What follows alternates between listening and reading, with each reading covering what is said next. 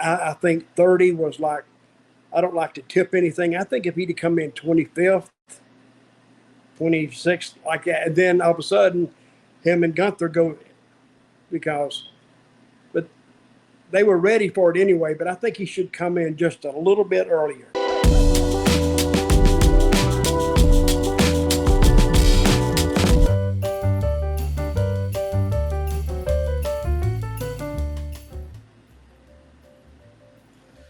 Hello, hello, hello. It is me. It is me, your trio phenom, SP3. We are back with a special edition of Smack Talk, not after the SmackDown or Rampage like we usually do. We'll be back on next Friday after those shows, most guaranteed. But we are here for a special Royal Rumble themed Smack Talk following the 2023 edition of the Royal Rumble. Of course, I am here with the legendary manager, wrestler extraordinaire, Dutch Mantell. How you doing, Dutch? I'm doing good. It's early in the morning, so it's really earlier than what I normally get up. And hey, we got a lot to talk about today. And so start it off and let me throw my 2 cents worth in wherever, and we'll get through this. Well, let's get to the thing we've been talking about for what seems like months. The thing that has been driving WWE and really been the lead of WWE getting a lot of buzz back into the company, which is the Bloodline saga and Sami Zayn, the honorary Uce, his whole involvement with the Bloodline. It all came to fruition at the Royal Rumble for the first time since 2013, Dutch. A non-Royal Rumble match headline the big January show, and it was Roman Reigns defending the undisputed Universal Championship against Kevin Owens. Before, on the pre-show, they did a segment where Roman told Sami that his final test is he's going to be by Roman's side the entire night. He would be in the corner. The rest of the Bloodline would be in the back. He was going to be in the corner with the wise man Paul Heyman, and Sami was very conflicted throughout the contest, especially towards the end when Roman started ramming Kevin Owens' head into the steel steps. Finally, Roman with a 4th spear got the 1-2-3, the victory over Kevin Owens. But after the match, the Bloodline do a big beatdown on Kevin Owens. They handcuff him to the ropes, and Sami Zayn, all the while looking conflicted. Finally, it looks like Roman Reigns going to give the final blow with the steel chair, and Sami steps in. Roman decides to hand the chair to Sami to deliver the final blow, despite Sami saying this is beneath him. You're better than this. You're the Universal Champion. He gives Sami the steel chair. He mushes Sami, trying to tell him, do you want to go back to this jackass BS you were doing before you got with us? He says, do it. He's holding you back, hit him with the chair, and instead he hits Roman Reigns in the back with the chair. A callback to the Shield breakup, what Seth Rollins did to Roman Reigns 8 years ago. And it then turns to Jey Uso, the man that defended Sami during the tribal court, the man that Sami tried months and months to convince to accept him into the family. Just this past Monday, Jey told Sami, I love you like a brother. Jey was like, how could you do this? You did this to my family. Jimmy super kicks Sami. He tells him, he's your brother. I'm your real brother. Jimmy and Solo jump Sami. All the while, Jey is looking conflicted. Roman gets up and is looking for Jey to attack him, and Jey decides he's going to walk away with near tears in his eyes as the rest of the Bloodline beat down on Sami and officially take out the honorary Uce. What an angle. One of the best angles, I was telling you before we started recording here, one of the best angles WWE has ever shot. What do you think about this development with now Sami Zayn was kind of the one who turned on the Bloodline before the Bloodline could turn on him? Kind of what Kevin Owens was saying on the build-up to the Royal Rumble. He kind of did that by hitting Roman with the chair, but this is officially the split between Sami Zayn and the Bloodline. That San Antonio crowd that sat through 4 hours of wrestling was probably the loudest they were, cheering for Sami to step in and help Kevin Owens, cheering for Jey to help Sami. It was such a great angle. What did you think? Well, that is booking perfection. And I preach this and preach this and preach this. Take patience. Take patience. I mean, and they could have shot this at any time, but they knew they had it right. And at Royal Rumble, now was the time to pull the trigger on it. And they pulled the trigger, and they saw the reaction. But still, they told the whole story in that little, I guess, 10-minute segment. They told that whole story, and now the people who put the videos together, they have more than enough to tell this story, because this story touches here. I preach this too.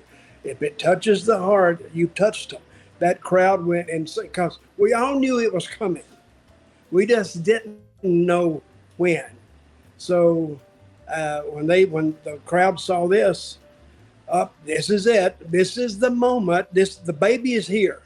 Now we got a new baby. They have been working on this angle, and we just figured it up. I think it was 9 months. Now we have a new baby.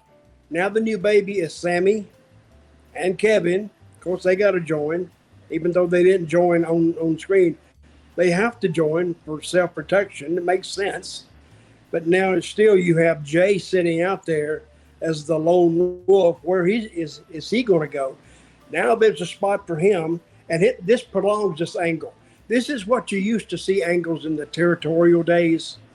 They would go and go and go and go and still have gas in the tank.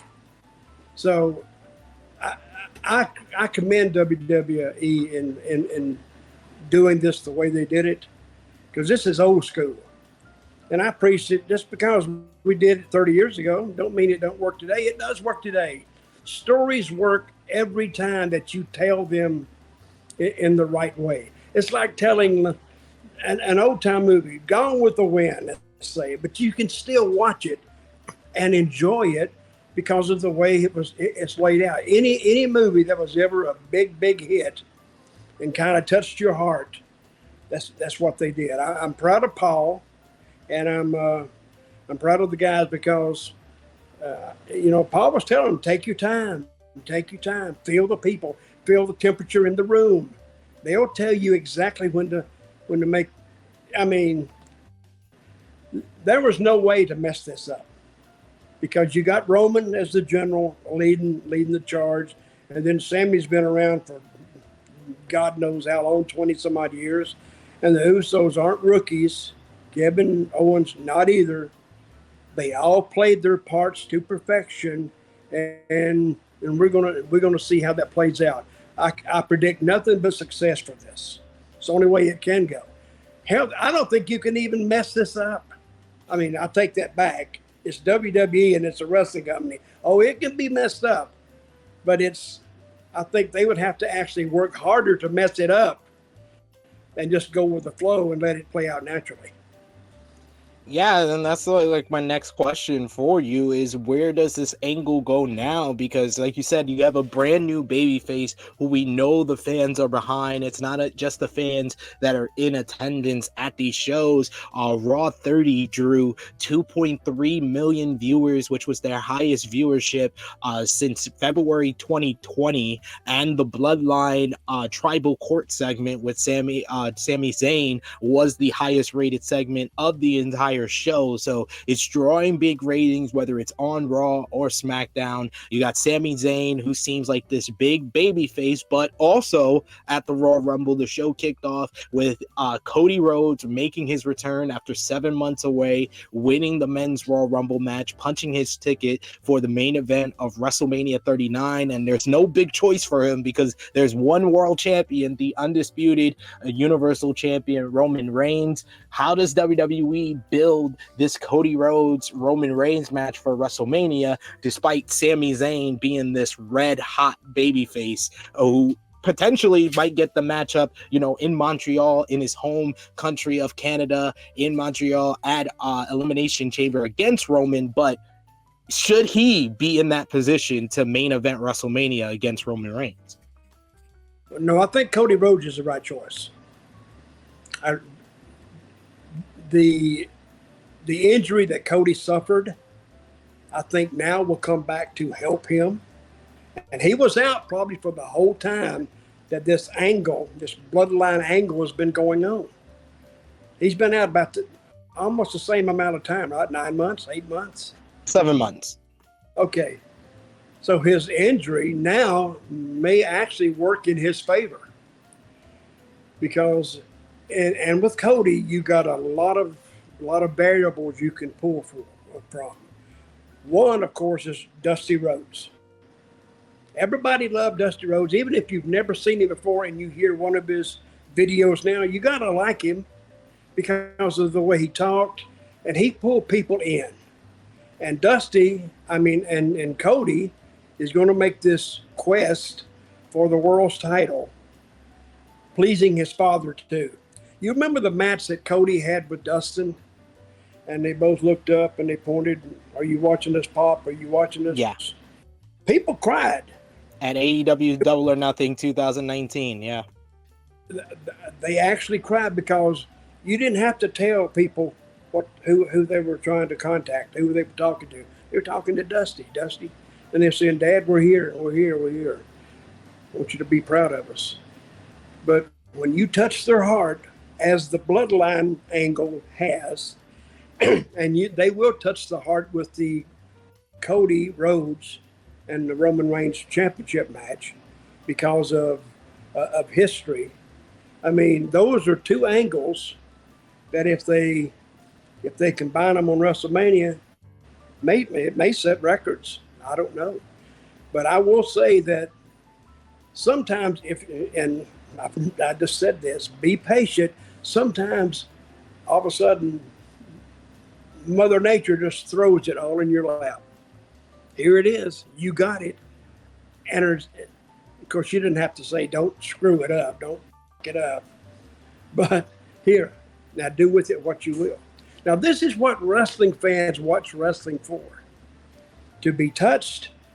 And everybody that left that arena or we're watching on TV are just like us. We're saying, where does it go? Where does it go? Because they're going to watch. They're going to watch until you give them a reason to not watch. And I'll just repeat what I said. That's going to be hard to do, to give them a reason to not watch, because I don't know. How long did we say on the show, when are they going to shoot this thing? When are they going to shoot it? When are they going to shoot it? We didn't know.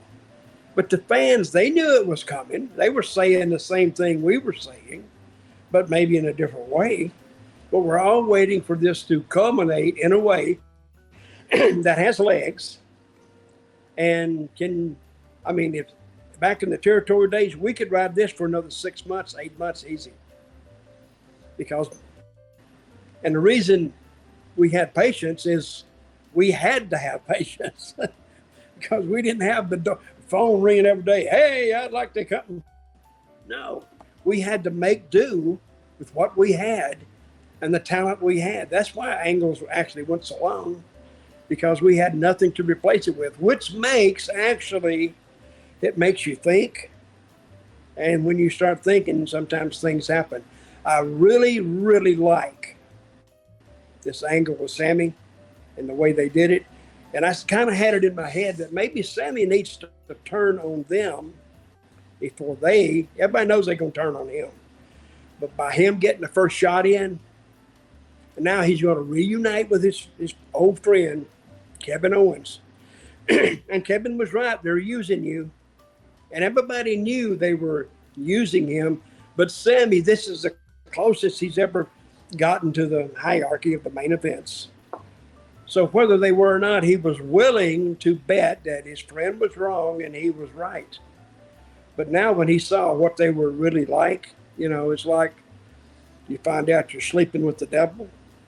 Well, you got to get out of it. And the crowd popped huge.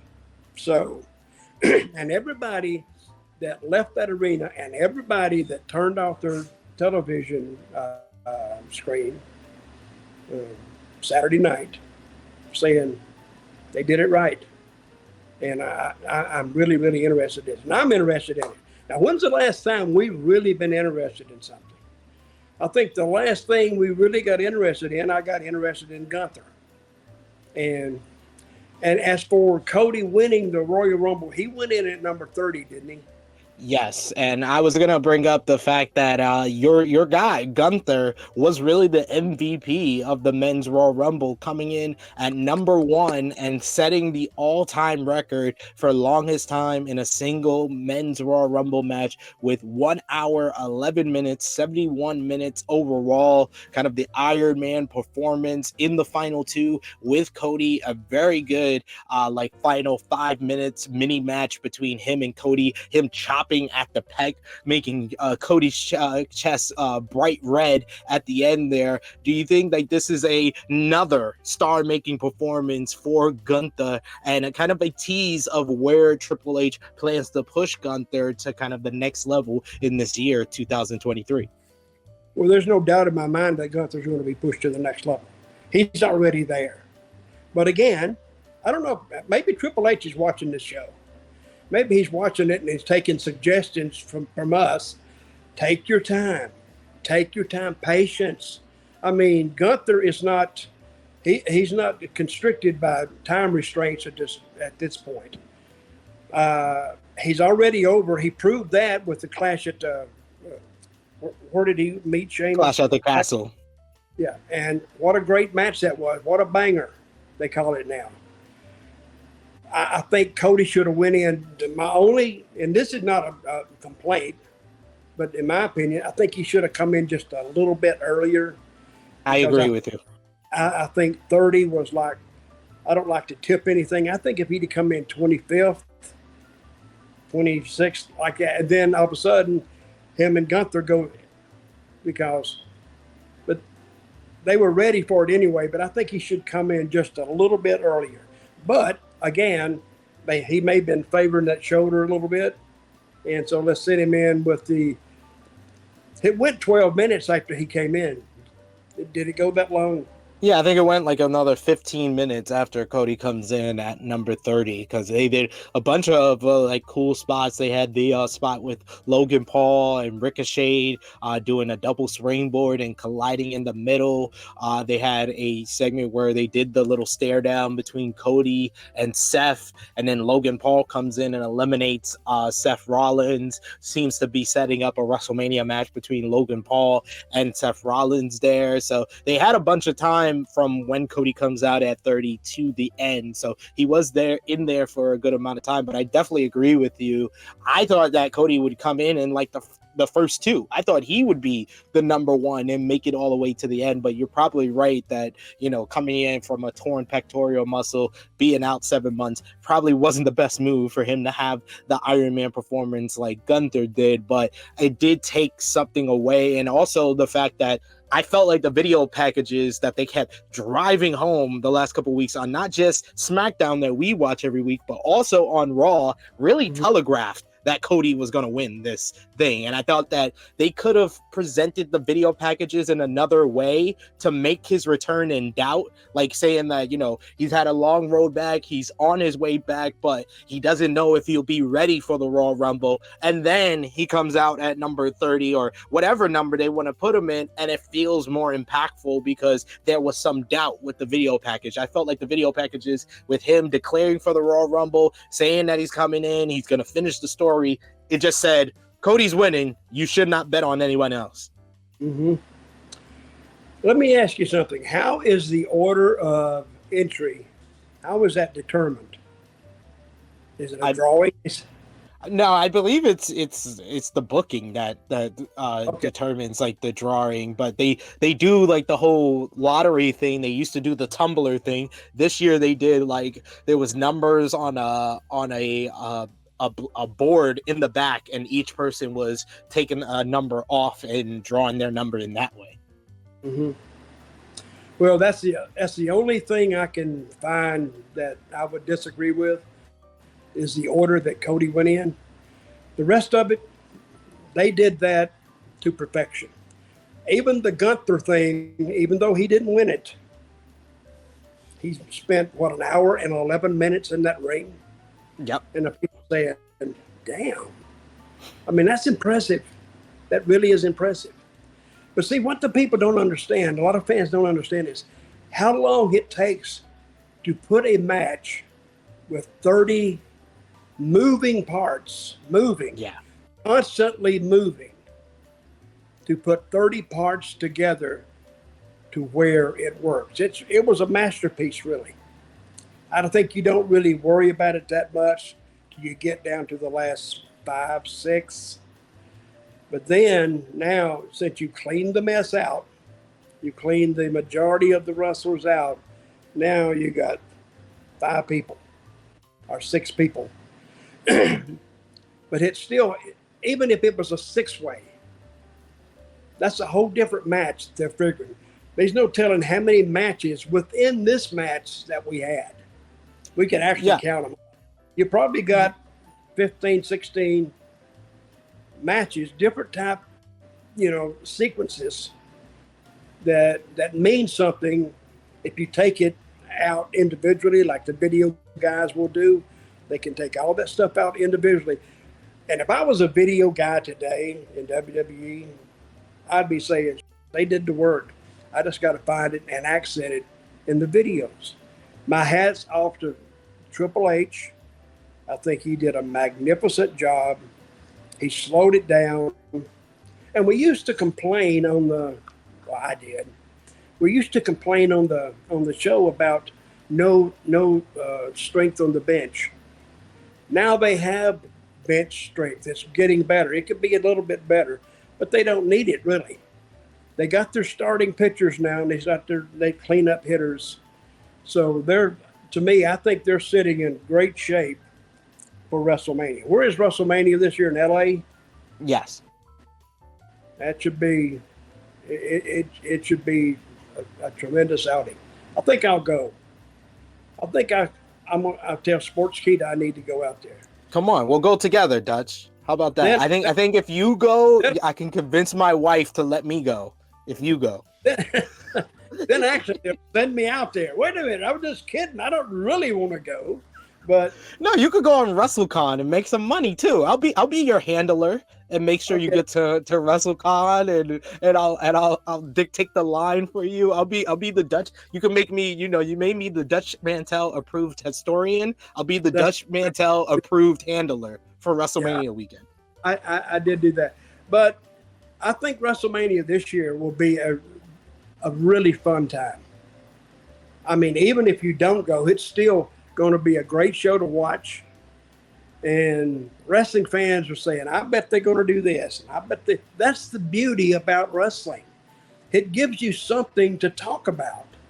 And when it happens, you say, they must have heard me. Because to me, we complained and we complained. Oh my, it's the same stuff every week. We bitched about that. Then finally, when they took our advice, it turned around. And who thought Sami Zayn would be the one to turn it around, or even one to go with? But and they beat him like a drum, which goes to show you getting beat can actually work for you. I used to do an angle, and every time I booked a territory, I always had the guy who couldn't win a match. I did it in Puerto Rico. The guy was over about the third week. We did it. When's he going to win? When's he going to win? Wrestling fans are brutal anyway. Get a job, you bum. You're terrible. But we kept accenting his losing record, which gave him screen time. And then finally, when he turned on the big heel manager, who at the time was Paul Bearer. He was the manager, and he was over.